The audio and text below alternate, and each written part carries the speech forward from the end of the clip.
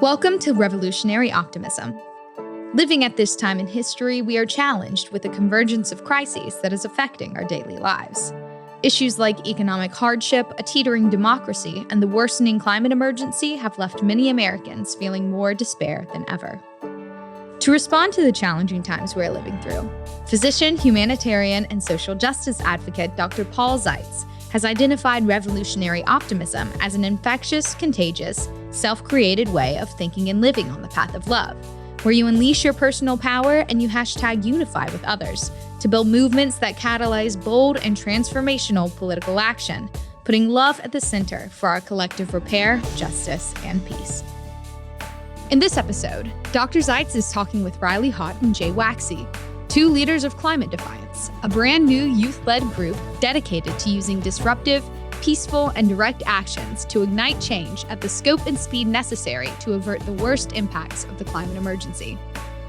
Climate Defiance launched in April 2023 in response to the Biden administration's approval of the Alaska Willow Project, the largest oil drilling project on public land. Since then, they have staged disruptions at the White House Correspondents' Dinner in Washington, a Fifth Avenue fundraiser for President Biden in New York, Energy Secretary Jennifer Granholm's keynote address in Birmingham, Michigan, and many more actions. Riley is 24 years old and a born and raised West Virginian. She's a recent graduate of West Virginia University with a bachelor's in psychology and is a recruitment lead at Climate Defiance. Jay is a trained and published engineer from Omaha, Nebraska. Riley and Jay are deeply passionate activists who are working at the front line to build a political movement for love. Welcome, Riley and Jay from Climate Defiance. It's so great to have you on the podcast today. Thanks so much for having us. Yeah, excited to be here. So, describe to our listeners, what is Climate Defiance and what brought you to Climate Defiance at this time in your life journey? Why don't we start with you, Riley? Yeah, so Climate Defiance is a new youth-led org, and we're focused on utilizing mass and disruptive direct action to confront the folks most culpable for the climate crisis we're currently in. And I got involved with climate justice specific organizing at the coal barren blockade last year in April at the Granttown Power Plant in Granttown, West Virginia, where Senator Manchin makes over $500,000 a year from his family's trucking company that ships coal waste to that plant.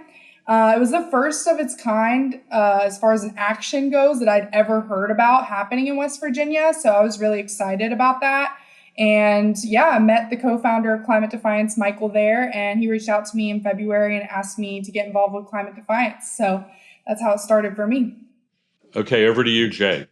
Yeah, so it's a cool path that has brought me to Climate Defiance in my own personal journey, because and the thing that initially drew me to purpose was to try to advance clean energy.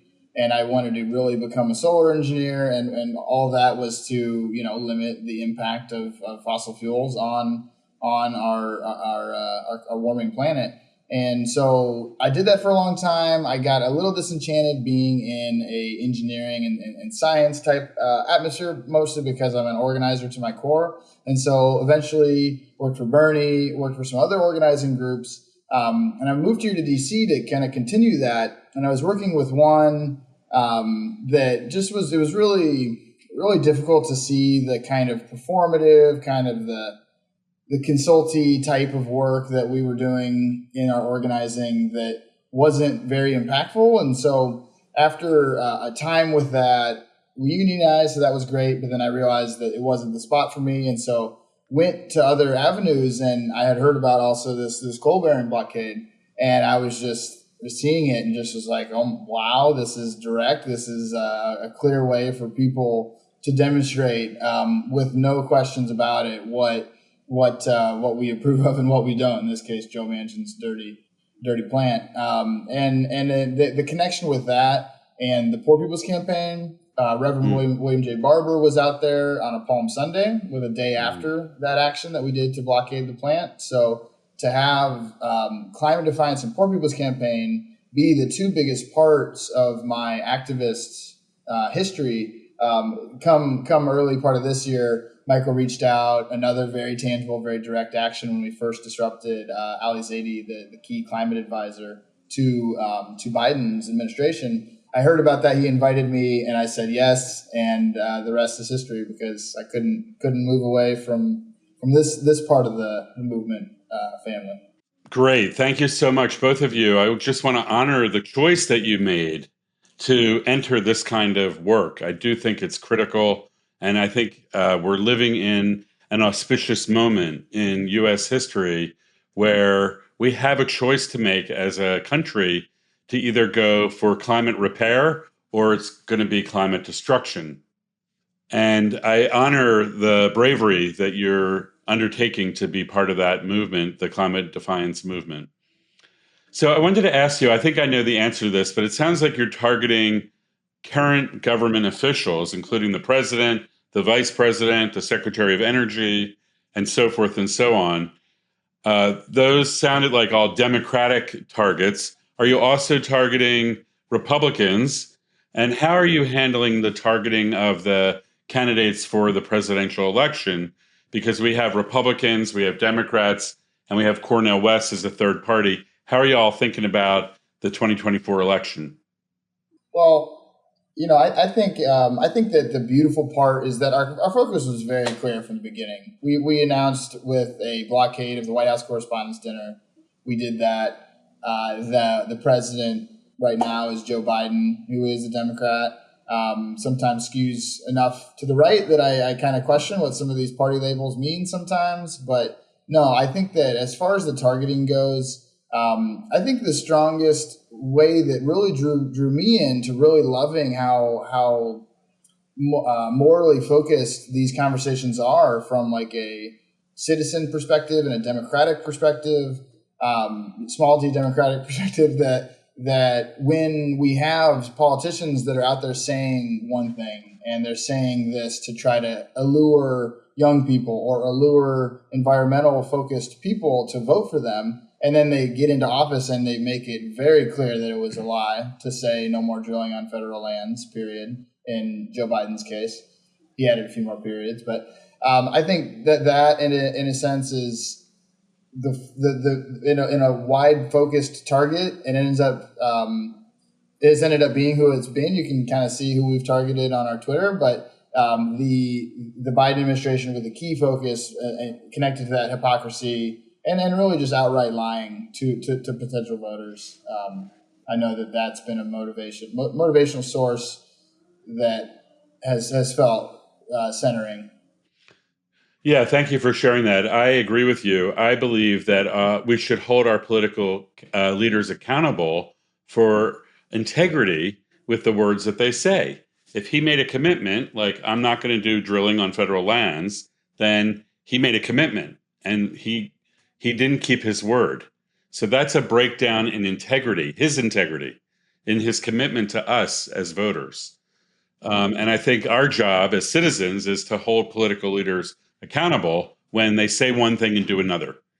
And they don't like that, by the way. They don't like to be held accountable. They like to say whatever they want and do whatever they want.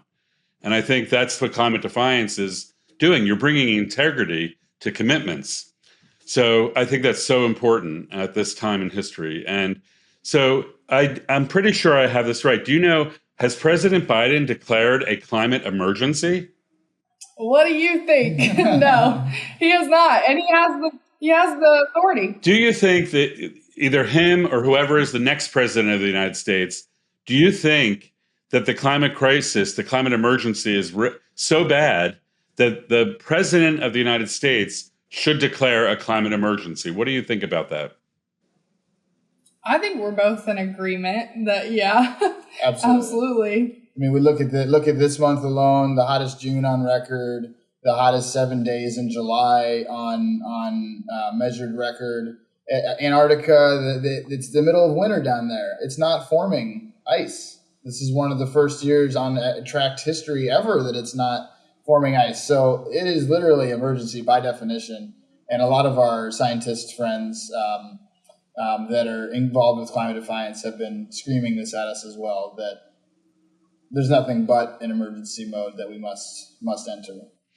So agreed, 1,000%. And it's way overdue, in my personal opinion. And I think that there's some work that we need to do and to clarify like what we mean as and what we expect the next president to do in terms of declaring a climate emergency. So I'll give you my quick riff on this. I would say we want an executive order issued on day one of the new administration. And we want it to be a whole of government response.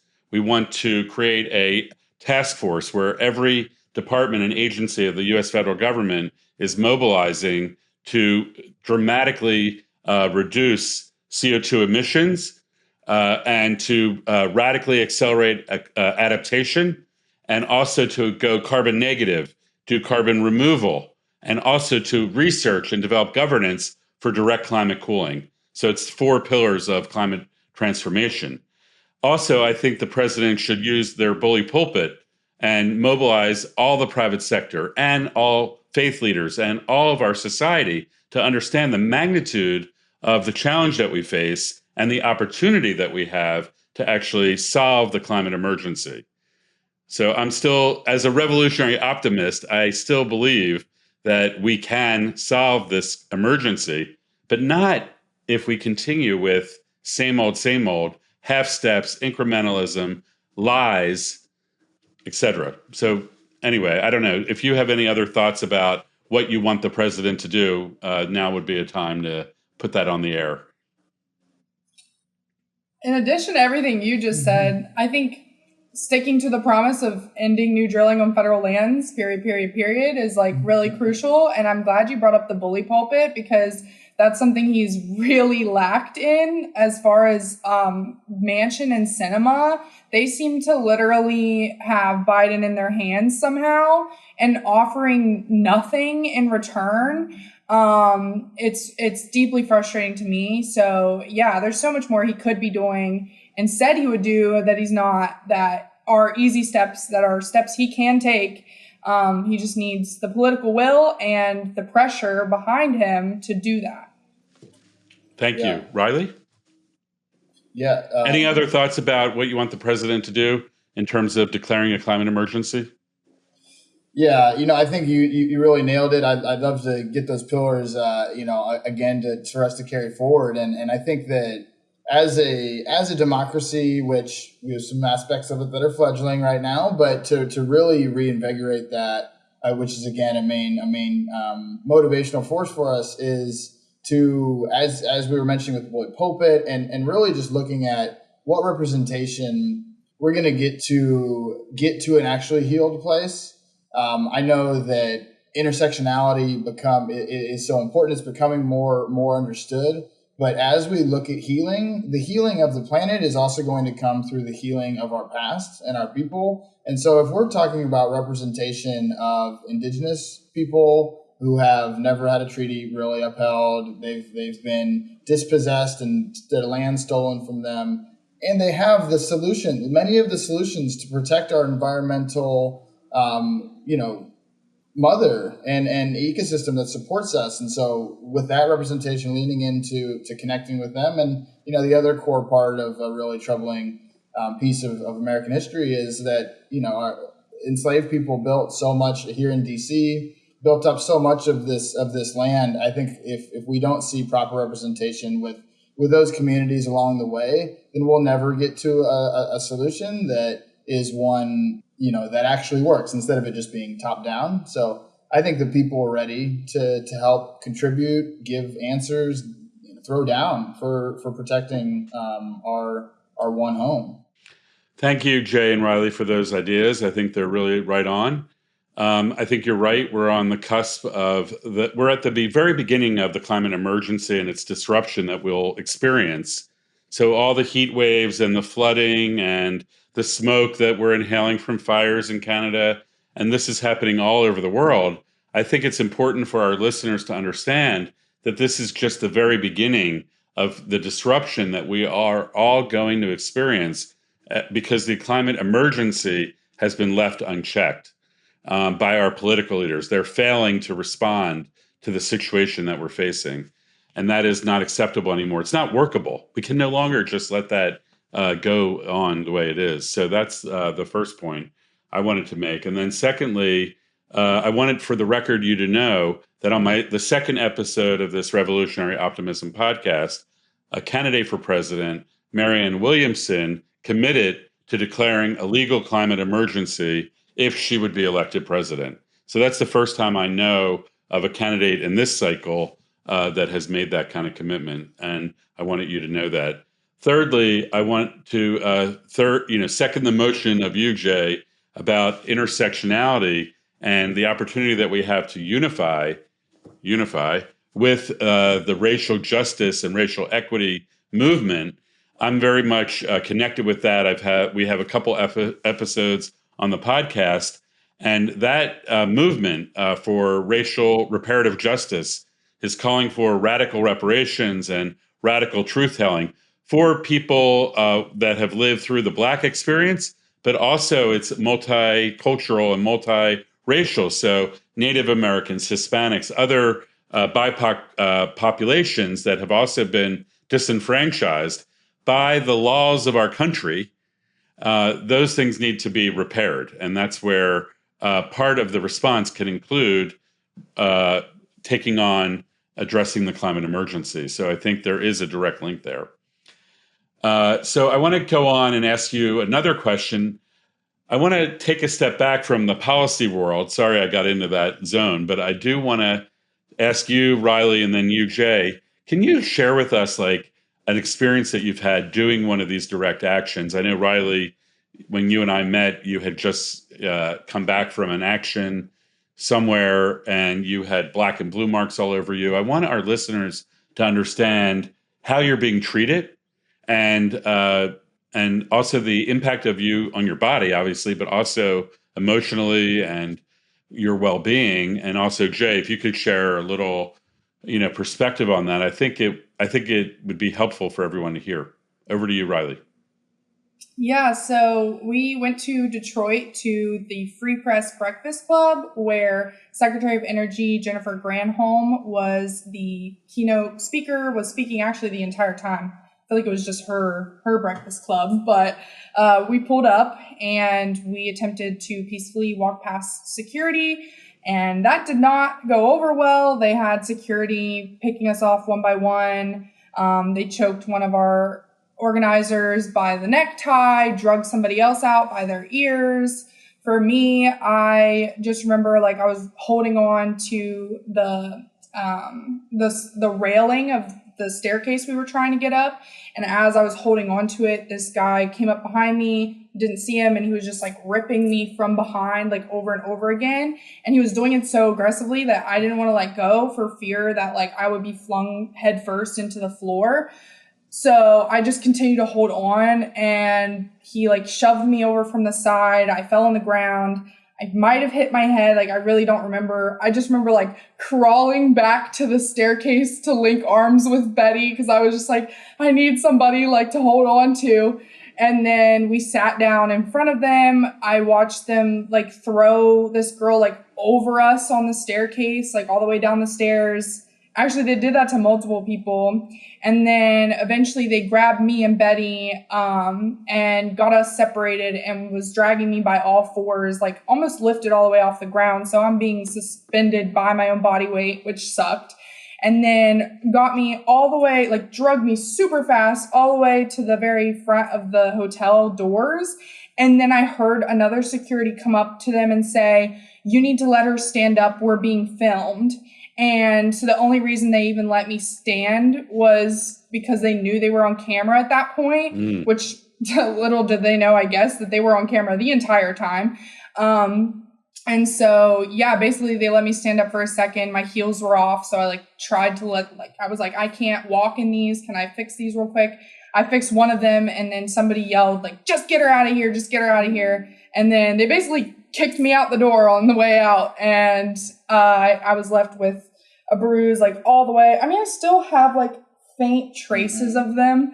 But it was this entire forearm. The other forearm, I had two really distinct lines on the side of my thigh from being thrown up against the staircase. I counted at least 8 bruises. It was not fun at all. I had never experienced violence like that at any of these actions. So not to deter anybody, because this was like the one time I've seen such, well, not the one time. We also, it was Secretary of Energy Jennifer Granholm at Politico too, where we were brutalized. That was really scary. But yeah, so I guess that was my experience was that the last action? That was the last action that I did. And I've taken like a small hiatus to try to just chill out, relax. And so now I'm back in DC and no longer chilling out and relaxing. So I want to clarify something. Climate Defiance stands for peaceful, nonviolent protest. Yeah, absolutely. Yeah, we all agree ahead of time. We talk about it. So that's like a condition of working with the Climate Defiance movement, right? Yes. Yep. Okay, so with that stance that you're taking, peaceful, nonviolent protest, you were physically brutalized by representatives of the Biden administration. Do I have that right?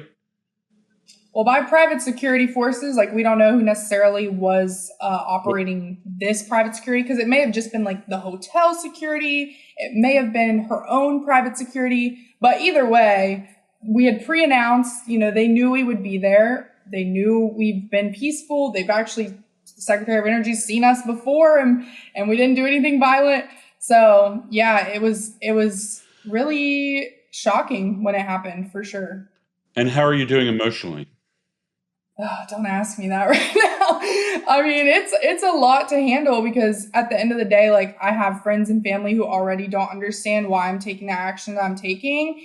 And so to come back to them and tell them, yeah, I was like beat up today for the first time. Like, I've never been beat up before. I've never been in a fight. Like, when I say I'm nonviolent, like, I couldn't even, like, even if my morals were like, actually, no, like, I'm cool with the violence, I'm down with it. Like, I'm just not that kind of girl. So it shook me up. It shook up my friends and family for sure. And it makes them want to continue to encourage me to stop. And so, like, facing that resistance from people who I know genuinely love me it's hard to deal with. And it's hard to explain myself to them.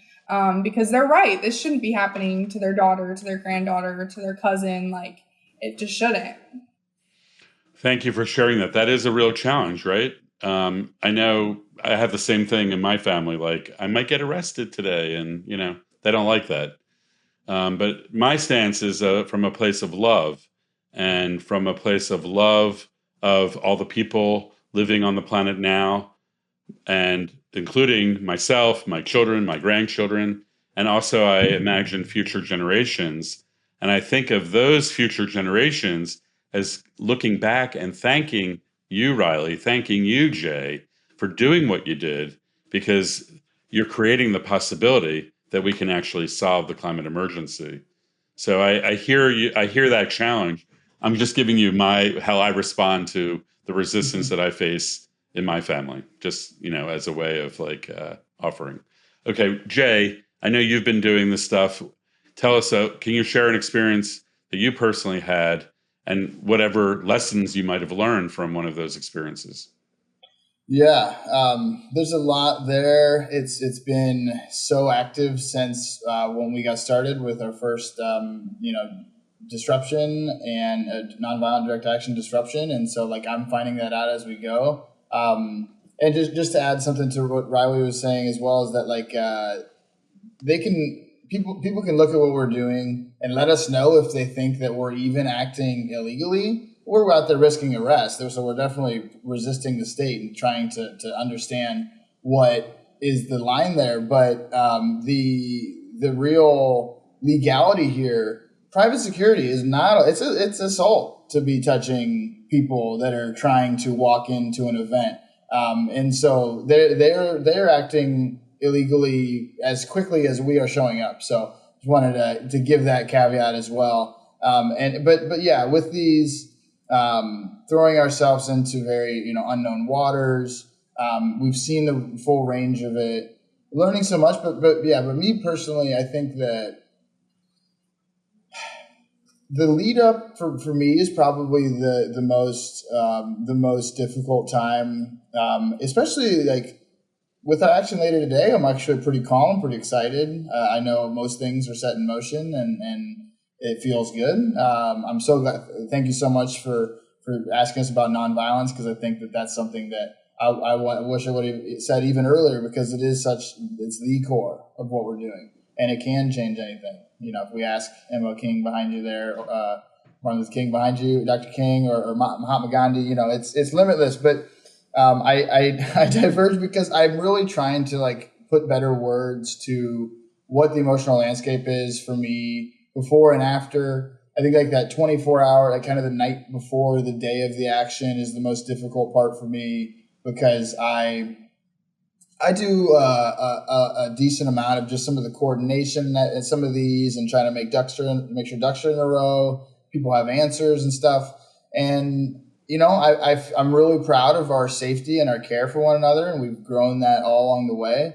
But just knowing and feeling that we're doing, as Climate Defiance, as strong as a job as we can to really make sure that people feel safe as possible. People feel, heard and seen and empowered, and a equal member of the reason these actions succeed is because we're all getting together. So I think that it's beautiful, because I'm really stressed about that. I'm really emotionally frayed out from it, but it is also connected to the thing that once it's coming, once it's happening, and when we get done and are celebrating, it's connected to how good it feels to be together after that. So, yeah, thank you, Jay. Thanks, Riley. I think I wanted to touch on something that I learned from you guys when we met the other week about the sense of belonging that you just mentioned, Jay. You talked about you're working with you're millennials or you're Gen Z. I'm not sure you're in that younger I'm zone. millennial, Gen Z. Okay, and I'm a baby boomer, so we have 3 generations here on the podcast. So I think it's what you said was really deep and important here, which is that when you join together with people from all 3 generations, let's say Gen Z, millennial, and baby boomers, an intergenerational movement, that it's a sense of community, of belonging, of solidarity, of support, of safety. And, I want you to share for a moment about that, because I think that's the secret sauce that I think you can use to kind of bring more people into the climate defiance movement. So can you share your sense of belonging and how you're personally experiencing that? We'll start with you, Riley, and then over to Jay. Yeah, I think it's been huge for me because, I'm a native West Virginian. As I mentioned, my first climate justice organizing happened last year, because this is just not, it's really difficult to see solidarity within the climate justice movement, specifically in Appalachia, because of how deep the fossil fuel industry ties are there. And so, entering this space was a whole new world for me, for sure. And I think just in the sense of belonging and how we portray ourselves as an intergenerational movement, but also youth led, it kind of it makes me feel like it's a good representation of Mother Earth defending herself, when we can actually see a large variety of different ages, occupations, all kinds of different walks of life coming behind this, because, we're not just these hippie tree hugger environmentalists that Biden is ticking off right now. It's no, we want people to understand that it is our futures. It's all of us. It's not just the people who claim to care about the environment right now, because we all eat and we all drink water and take baths, and all these things are being put at risk right now. So the sense of belonging for me, it feels like a huge reflection of just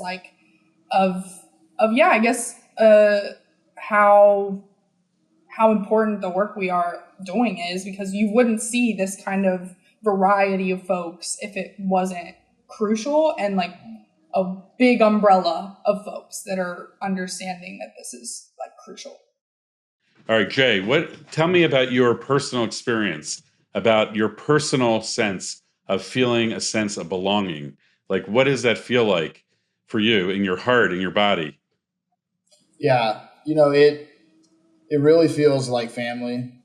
I keep going back to that. Our comrade Justin says it all the time. It is the feeling from the start, and it's also just like literal family. There's those of us in these spaces and in these actions that are mother and son, brother and sister that are coming through. And when we first started combining and showing up in spaces right before an action or before we're about to throw down and this and that, I just find myself looking around the circle and just not only feeling it, but just being like in awe of some of our people that are there. And I feel like, again, very similar to the Poor People's Campaign and the community there, of I would be so foolish to not continue to work with and to be with these people.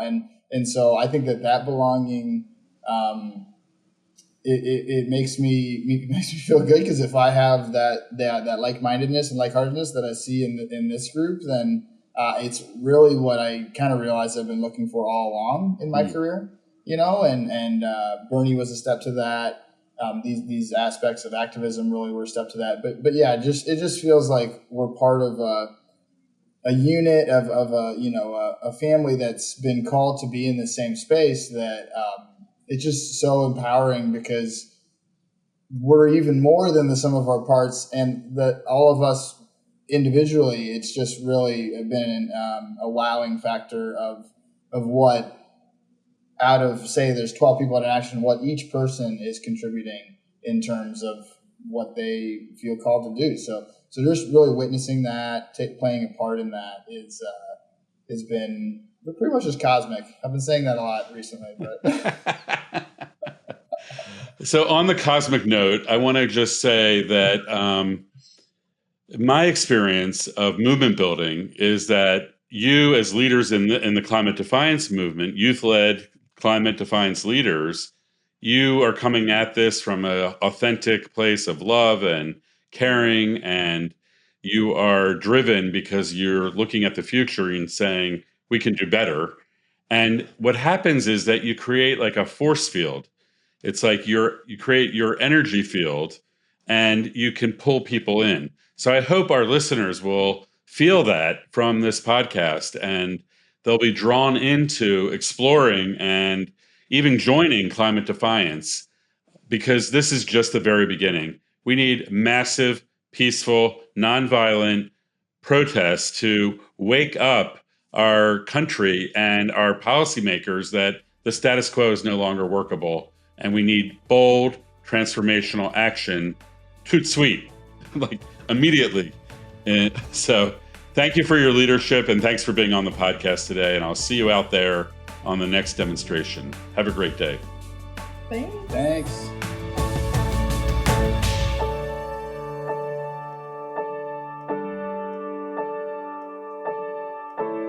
Jay and Riley shared their lived experience of facing climate challenges in their hometowns, and they also demonstrated physical, emotional, intellectual bravery in their willingness to take direct action. They were subjected and brutalized with physical assault when they do these efforts, and they remarkably use those experiences to strengthen their resolve and to retain and expand their commitment to addressing the climate emergency. They both reiterated that Climate Defiance is committed to peaceful, nonviolent protest.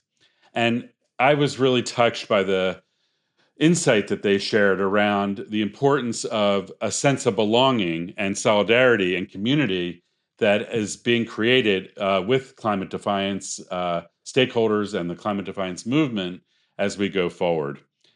So I also wanted to share that on the day that we did that recording of the podcast, I actually did join them at a protest down in Washington, D.C. Our group interrupted the annual Congressional Women's Softball game, and we jumped onto the field when West Virginia Senator Shelley Moore Capito, the captain of the team, came up to bat, as she is a strong proponent of the Mountain Valley Pipeline that will transport liquid natural gas through her state. And we interrupted the game for about 15 or 20 minutes. We decided not to get arrested that day. And I also was serving as a de-escalator, and I was in conversation with the police while we were protesting and telling them that it would have been not looking good for them to arrest us on the middle of a baseball field. In the days following the protest of the annual Congressional Women's Softball game, I was reflecting on my experience, and I wrote a short poem that I'd like to share with you today. It's titled Climate Emergency Defiance, From My Depths.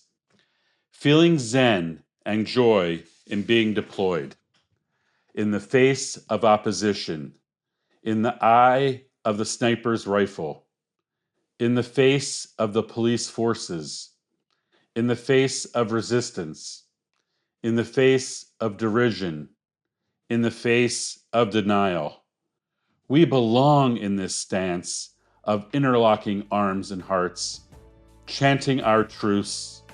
We are putting love at the center, feeling zen and clear, feeling zen and safe, willing to live and willing to die.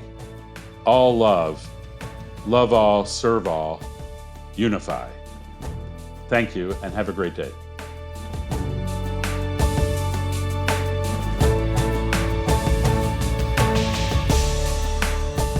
Are you ready to be part of the revolution? To learn more about revolutionary optimism, please visit drpaulzeitz.org. To explore building movements, please visit unifymovements.org. Revolutionary Optimism, transforming the world one episode at a time.